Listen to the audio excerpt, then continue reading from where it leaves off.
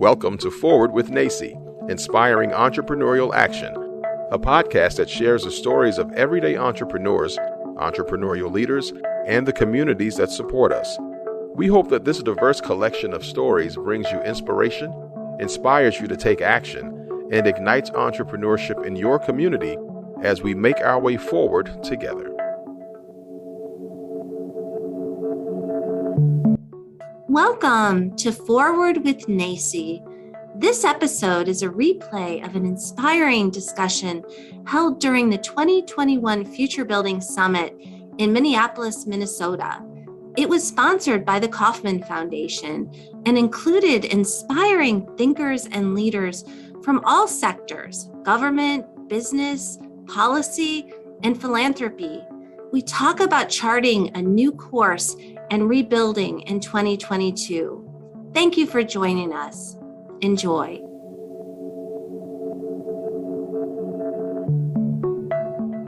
I'd like to welcome Renee Johnson to the stage from Public Strategies, and also our good friend Tom Downs, who is an attorney in DC, and we are going to be joined by an official from the SBA, which we are loving working alongside them in their work. So Renee, so nice to meet you. It's the first time we've actually met in person, so thank you so much. Hi, Tom, how are you?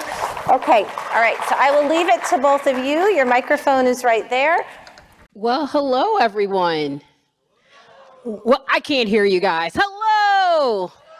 Are you guys excited for this panel? Because it is amazing. We have two amazing panelists, and I'm just so excited to just hop in. But I'll give you a little background about me. My name is Renee Johnson. I'm with Public-Private Strategies, and I'm a senior advisor there. Public-Private Strategies, we are a consulting firm, and we have several little groups under our band where we do work for small businesses. We help advocate, we help consult, we help connect. We're networkers and trying to make sure our small businesses are amplified and making sure that they have a seat at the table. I come to this work because I come from a small business family. People don't think churches are small businesses, right? Have you ever thought about that? Guess what? They are. They are. And my family, we have a church in Waukegan, Illinois. So I'm a Midwesterner by birth, but I live on the East Coast now in DC. And I'm so excited because these amazing people on the panel are also doing work in the District of Columbia, but also helping our nation. So I'm going to let them introduce themselves, tell you all about themselves, and then we're going to hop into a couple questions. So we'll start off with Tom. Thank you so much, Renee. It is wonderful to be here with you. Really appreciate the opportunity. This is actually my fourth annual NACCE conference where I've been a panelist, so I'm really thrilled to be here. Last year was virtual, but it's wonderful to be here in the Twin Cities. So I'm also based in Washington, D.C. I'm an attorney. I've been in D.C. for about 30 years, worked on Capitol Hill for 10 years, and was an attorney at large D.C. law firms for about 20 years. And he still looks 21. But I founded my own firm about 6 years ago, mostly to work for community colleges, something that I've been passionate about for about 20 years now. So I've been representing statewide community college organizations and statewide systems in 9 different states, and then individual two-year public colleges in about 30 states. So it's been really, really good, and it's wonderful to be here. Wow, thank you so much. And thank you for all the work you've done to help so many community colleges and students and families, because, you know, a lot of people think that, you know, you should go to a 4-year institution, but many people go to community colleges for numerous reasons and are successful, amazing, and are actually thriving because of the work that so many of you have done to make community college accessible for them. So thank you for all that work you've done. And now Veronica with the U.S. Small Business Administration. Would love for you to tell us a little bit about you. Hi, Renee. Great to see you again. And thank you, NACCE, and all the team and leadership for putting this conversation together. Just a quick introduction. I'm Veronica Pugin. I'm a senior advisor in the Office of Capital Access at the Small Business Administration. And I have the privilege of working on making small business capital as accessible and equitable as possible in the programs that the Office of Capital Access manages.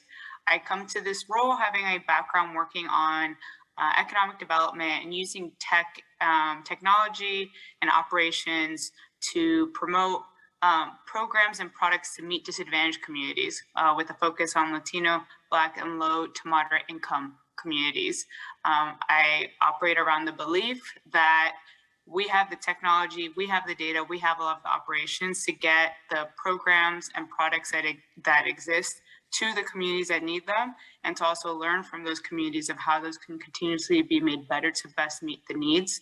What brought me to the SBA is alignment and excitement for the administrator's vision.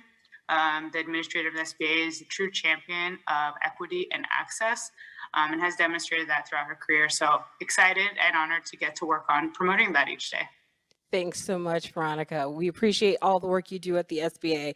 And yes, it's great to see you again, because Veronica, she has been on many webinars that we have done together as well with NACCE over the course of the last few months of trying to make sure small business owners understand the access and resources the U.S. Small Business Administration has. So thank you for your work both NACCE and U.S. Small Business Administration has done.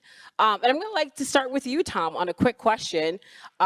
We see now more than ever that there are numerous small businesses that are in need of saving, and you do so much work and help through the community colleges and districts across the country.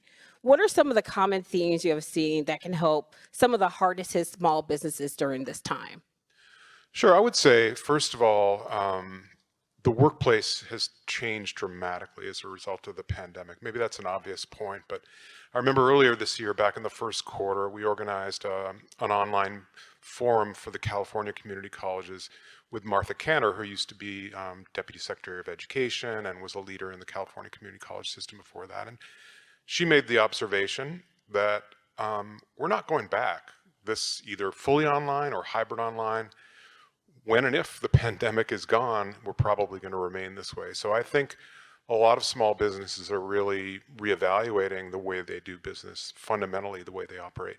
And I also figure if Martha Cantor says it's true, it's probably true. So that's one. Another is, I think we really need to not underestimate the impact of climate change in driving economic changes and policy changes.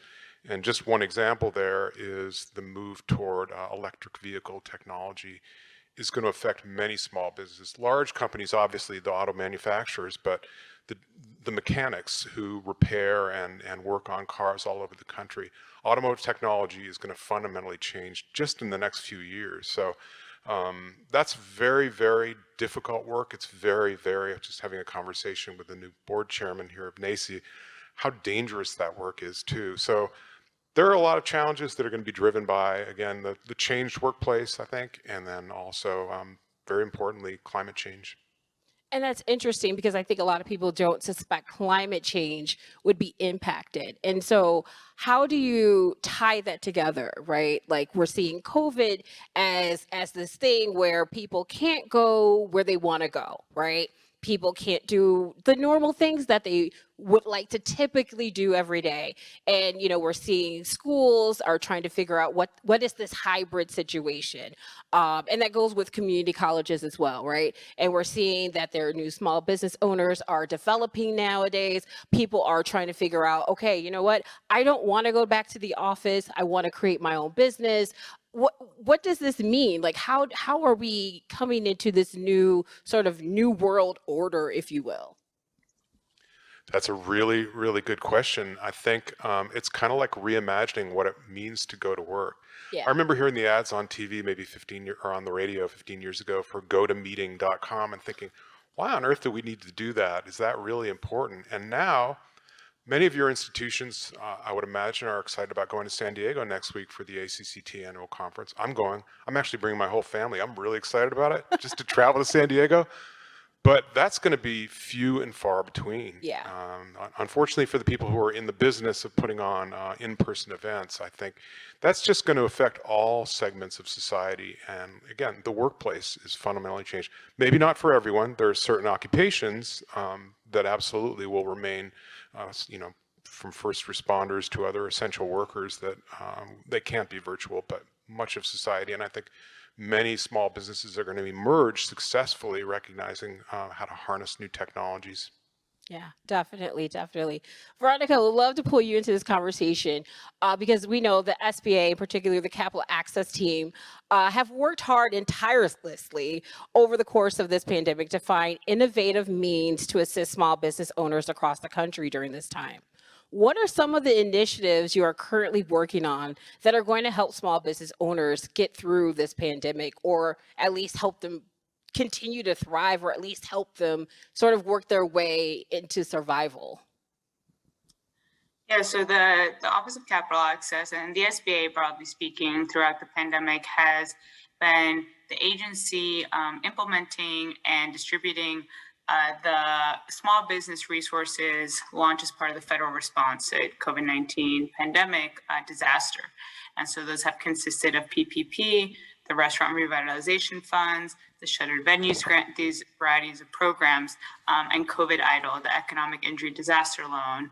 As of today, the remaining resource to support small businesses in recovery who are still weathering the pandemic and its impact on small business that everyone's highlighting is the COVID EIDL Small Business Federal Loan Program that also has a grant component for low-income communities.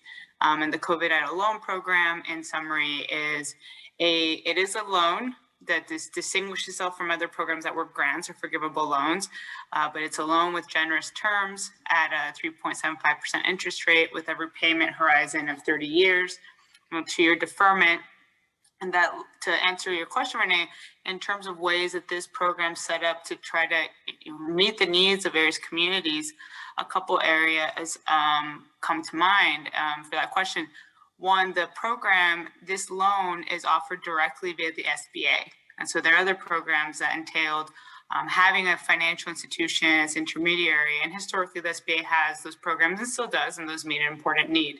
But COVID EIDL, a small business owner could access that directly through the SBA, could apply directly on the SBA website and access that.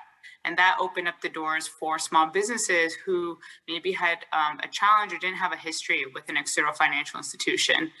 So just that was one step. Another piece was this past month, policy changes were announced when it was becoming more evident over time that the pandemic and the recovery is going to take more time than anyone wanted. And so the administration announced policy changes several weeks ago that entailed increasing the amount of funds a business could get that was eligible, and allowing businesses to use the funds to pay down debt, so prepay commercial debt. So we've noticed over this time, small businesses, in an effort to survive, thinking this is just another few months, or this is another, kind of, to Tom's point, this is not going away as soon as everyone wanted.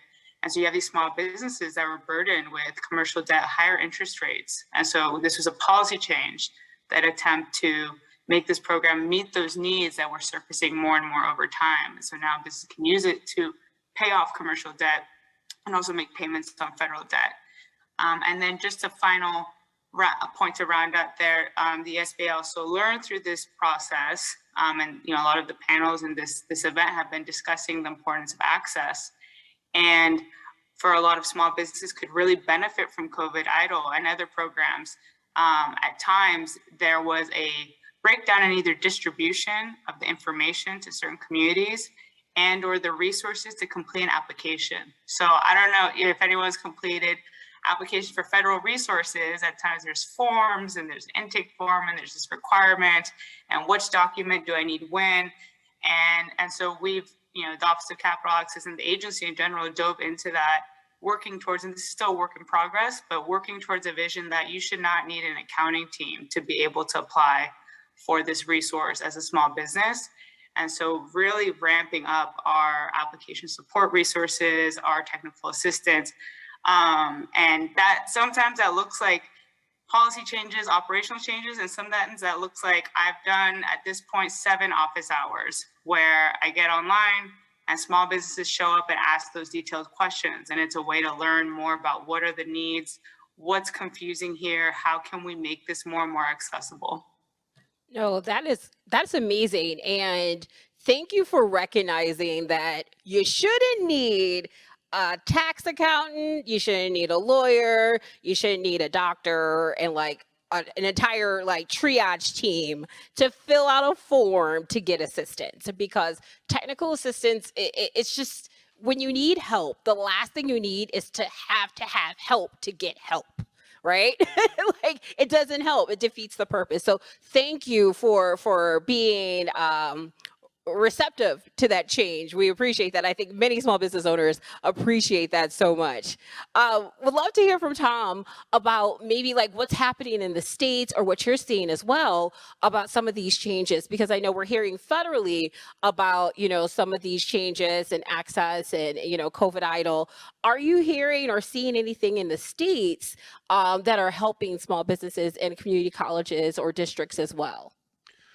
I would say not so much on a state level, but on a national level, there really has been a recognition in recent years of the capabilities of two-year public colleges. I can remember not too long ago when federal agencies, whether it's in a competitive grant environment or a cooperative agreement environment, really didn't consider, I call them junior colleges or technical colleges or community colleges, to be eligible to participate. And in recent years, Congress has stepped up and created new programs such as centers of excellence in things like agribusiness and maritime and unmanned aircraft systems, drones, and that sort of thing. And so you don't just, if you those of us who actually read grants.gov every day, I wouldn't recommend it, but you'll see that they'll say, 4-year and 2-year institutions, but it really goes beyond that. And it wasn't so long ago when federal agency staff took the position that you really were not, you're not really welcome in that context. So I think there is more of a level playing field. So community colleges, I think more and more are being recognized as a place to go. For some people, maybe a place to start and then move on to a 4-year degree, but for many others, a place to get really, really important marketable skills, including skills that are needed for small business. That's great to hear. It's great to hear. I'd love to wrap up with one last question for both of you. And it's, there are many people who are choosing to start their own businesses during this time. And to be honest, they don't know where to start, right? And both of you are very resourceful and knowledgeable. If you could just say in like 1 minute each, what are some good tips or words of encouragement or resources as well as policies that you would like to recommend to them? We'll start with Veronica. For a small business owner today, well, I'd say, as Renee mentioned right there, there are continued efforts at the federal level to make the resources increasingly accessible. There's a recognition, as was highlighted, that there's continued progress to be made there. But the reason I highlight that is that certain resources are being updated over time. For example, I engage with small business owners every day who are accessing COVID idle, and something as simple as the website being updated just a month ago with more resources for you, more information that walks you through being able to apply for COVID idle that was not there last month.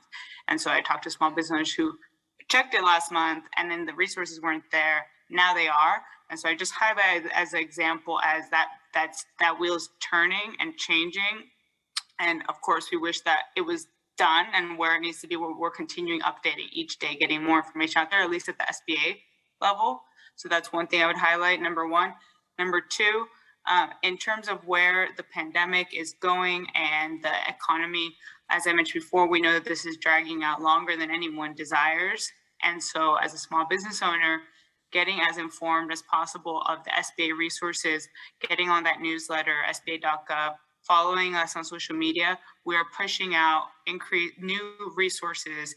Leadership is continuously exploring how can we expand the resources, knowing that this is continuing.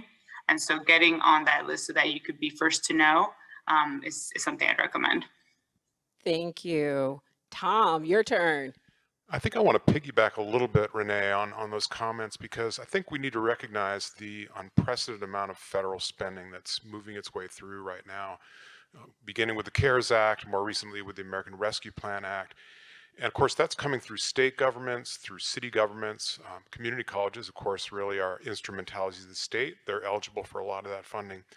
So when it comes to small business, I think it would be well advised to get to know, if you don't already know, but make contact with your municipal government, your county government, your state representatives, your state leaders, because many of them are really struggling with how to allocate these federal resources. In fact, there's an article someone just sent me before I walked up here, how small towns are turning back COVID money. They're not finding ways to spend it.